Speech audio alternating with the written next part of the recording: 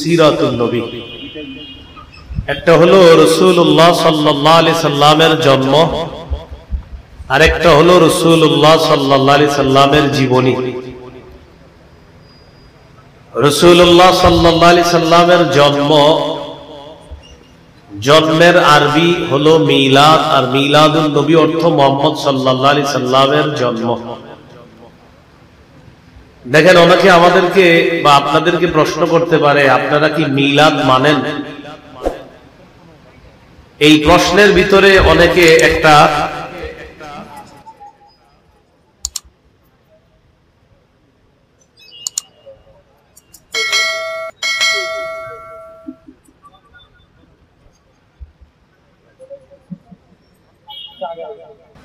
রাসূলুল্লাহ সাল্লাল্লাহু আলাইহি ওয়াসাল্লামের জন্মকে বলা হয় মিলাদ।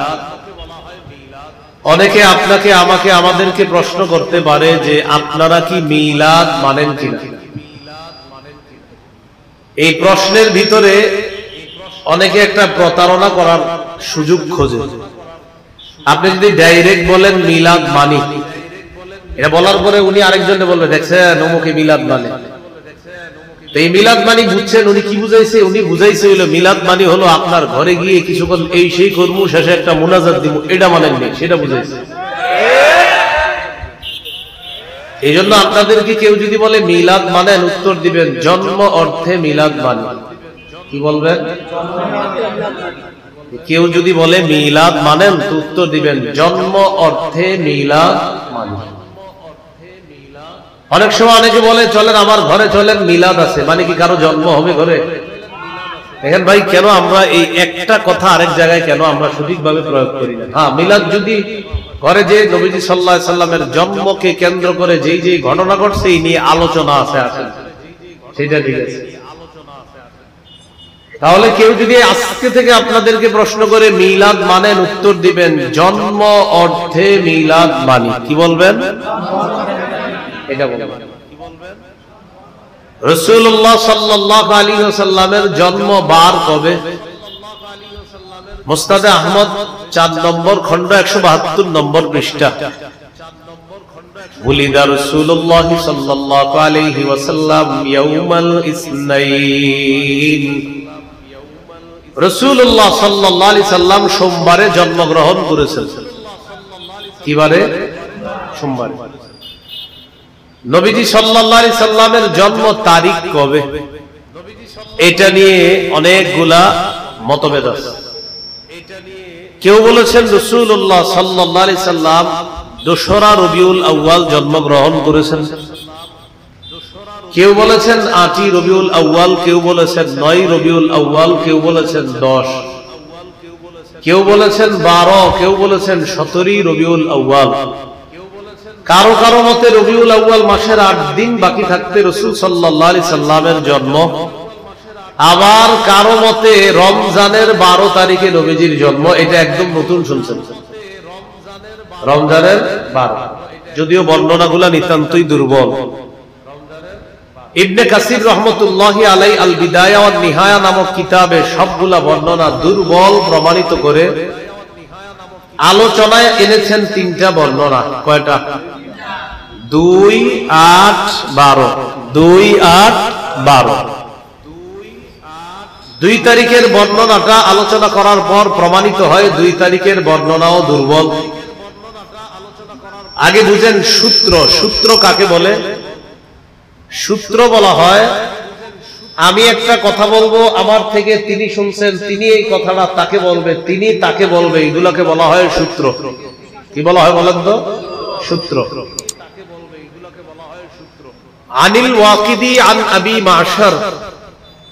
ওয়াকিদি নামে একজন ছাত্র তার উস্তাদ আবু মাশার থেকে বর্ণনা করেন, উলিদা রাসূলুল্লাহ সাল্লাল্লাহু আলাইহি ওয়াসাল্লাম ইয়াউমাল ইসনাইনি লাইলাতাইনি খালাতা মিন শাহরি রবিউল আউয়াল। ওয়াকিদি তার উস্তাদ আবু মাশার থেকে বর্ণনা করেন, নবীজি সাল্লাল্লাহু আলাইহি সাল্লাম 2 রবিউল আউয়াল জন্মগ্রহণ করেছেন। কিন্তু 2 রবিউল আউয়ালের জন্মটা কি বলছি আমরা? দুর্বল। দুর্বল কেন? সূত্রে একজনের নাম ওয়াকিদি, আরেকজনের নাম আবু মাশার। যেমন আমি একটা কথা তাকে বলছি, তিনি তাকে বলছে। আমার নাম আরিফ, ওনার নাম আপনারা জানেন, হ্যাঁ, সাইফুল ইসলাম। তো আমার থেকে তিনি, এটাকে বলা হয় সূত্র। ওয়াকিদি থেকে আবু মাশার ওয়াকিদি থেকে বর্ণনা করেছেন। তো আবু মাশার আর ওয়াকিদি, তাদের দুজনের সম্পর্ক হলো ছাত্র আর ওস্তাদ। আবু মাশার হলেন ওস্তাদ, ওয়াকিদি নামে একজন, তিনি হলেন ছাত্র। বুখারী শরীফের ব্যাখ্যা গ্রন্থ যিনি লিখছে ফাথুল বারী, তিনি লিখেছেন এই ওয়াকিদির ব্যাপারে, মাতরুকুন মা'আসিআতি ইলমিহি, তার অনেক জ্ঞান বুদ্ধি থাকার পরেও বর্ণনার ক্ষেত্রে তিনি পরিত্যাজ্য, তাই তার বর্ণনা গ্রহণযোগ্য না। আর ওই যে সূত্রে আরেকজন আবু মাশার, তার ব্যাপারে বলছেন দাঈফুন ফির রিওয়ায়া, তিনি বর্ণনা করার ক্ষেত্রে একদম দুর্বল। তাহলে বলেন তো, ছাত্র ওস্তাদ, ছাত্র হলেন পরিত্যাজ্য, ওস্তাদ হলেন দুর্বল, তাই 2 রবিউল আউয়ালের বর্ণনাটি দুর্বল রইল। 8 এবং 12। 8 তারিখের ব্যাপারটা বলার আগে আমার সাথে একটু বলেন হস্তি বাহিনী যে বছর কাবায় হামলা চালায়, ওই বছর রাসূলুল্লাহ সাল্লাল্লাহু আলাইহি সাল্লাম জন্মগ্রহণ করেছেন। এই ব্যাপারে সকল ঐতিহাসিকগণ একমত। আলাম তারা কাইফা ফাআলা রাব্বুকা বিআসহাবিল ফিল, এই আসহাবুল ফিল এর মানে হলো হস্তি বাহিনী। এরা কাবায় হামলা চালাইতে গিয়েছিল। কাবায় হামলা যে বছর চালিয়েছে, ওই বছর রাসূল সাল্লাল্লাহু আলাইহি সাল্লামের জন্ম। এই ব্যাপারে প্রায় সকল ঐতিহাসিকগণ একমত। এবার বলেন, কাবায় হামলা চালানো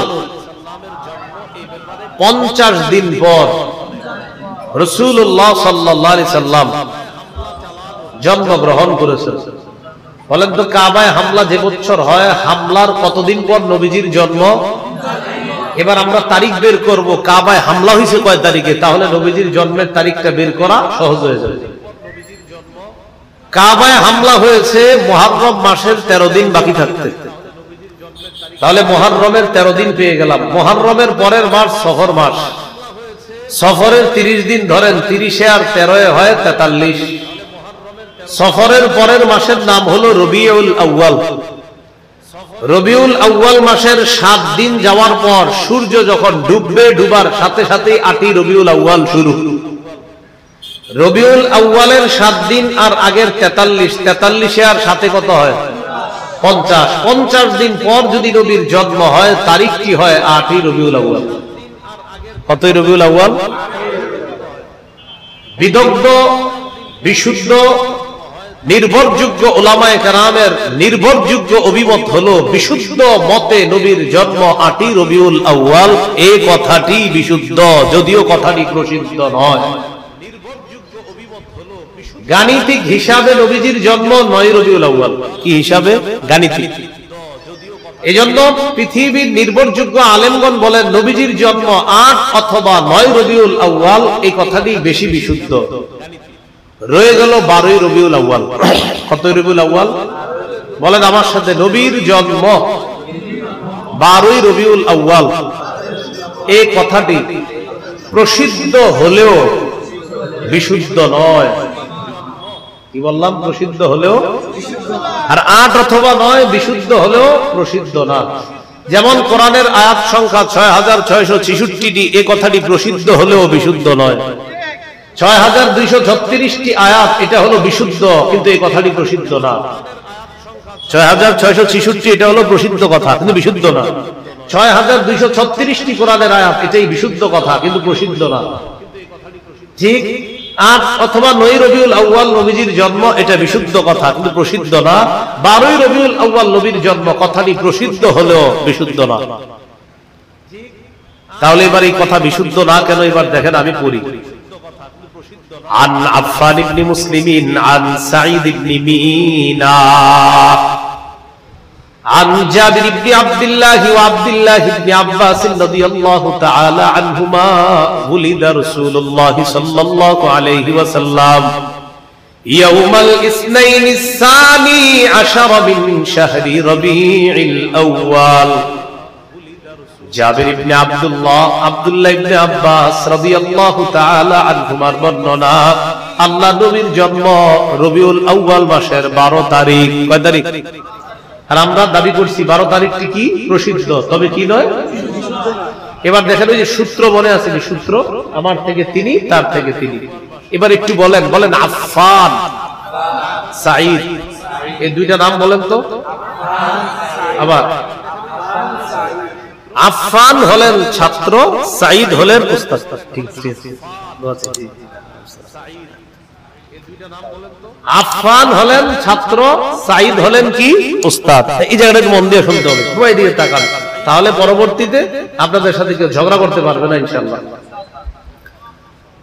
হাদিসের সূত্রের মধ্যে যিনি ছাত্র তার নাম আফফান, উস্তাদের নাম সাঈদ। শুধু এতটুকু মনে রাখেন, 12 রবিউল আউয়াল যারা বর্ণনা করছে, ছাত্রের নাম কি আফফান, উস্তাদের নাম সাঈদ। ছাত্রের নাম, উস্তাদের নাম সাঈদ। মজার ব্যাপার হলো হাদিস বর্ণনার ক্ষেত্রে আফফান যিনি তিনিও নির্ভরযোগ্য, সাঈদ যিনি তিনিও নির্ভরযোগ্য। আপনাদের মাথায়, সাধারণ মানুষের মাথায় প্রশ্ন আসবে, সূত্রে যদি ছাত্র নির্ভরযোগ্য হয়, উস্তাদও যদি নির্ভরযোগ্য হয়, তাহলে বর্ণনা কেন নির্ভরযোগ্য নয়? ছাত্র নির্ভরযোগ্য, উস্তাদও নির্ভরযোগ্য, তো তাদের বর্ণনা কেন নির্ভরযোগ্য না? তাহলে ওলামা ছাড়া অন্য যারা আছেন, ওলামায়ে কেরাম তো বুঝে ফেলছে সহজে। অন্যরা বলেন ছাত্রের নাম কি আফফান, উস্তাদের নাম। এবার আমি বললে আপনারা সহজে বুঝবেন, আমি 2-3 বার বলবো, কিন্তু আমি বলবো না পুরাটা, দেখি আপনারা 2-3 বার বললে মেধায় বুঝে ফেলেন কিনা। ছাত্রের নাম আফফানের জন্ম 134 হিজরিতে। বলেন আফফান ছাত্রের জন্ম কত হিজরিতে? উস্তাদের নাম, এই উস্তাদের মৃত্যু 110 হিজরিতে। আবার বলছি, উস্তাদের মৃত্যু 110 হিজরিতে, ছাত্রের জন্ম 134 হিজরিতে। আবার বলছি, উস্তাদ 110 হিজরিতে মারা গেছে। জান্নাতি ঠিকানা ইসলামিক চ্যানেল, বেলকুচি, সিরাজগঞ্জ। আপনার প্রিয় বক্তার মহাগ্রন্থ আল কুরআনের আলোচনা শুনুন।